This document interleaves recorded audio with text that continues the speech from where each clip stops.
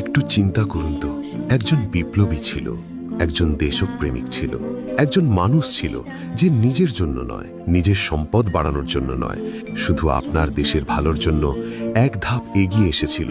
সে দাঁড়িয়েছিল আধিপত্যের বিরুদ্ধে, সে দাঁড়িয়েছিল অন্যায়ের বিরুদ্ধে, সে দাঁড়িয়েছিল এই দেশটাকে রক্ষার জন্য।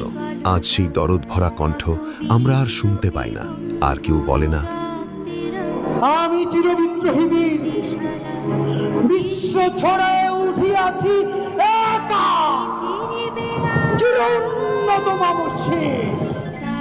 আজ আর সেই মুখটা ভেসে ওঠে না, আর সেই শাহবাগ এক্সপ্রেস আগের মতো ছুটে চলে না।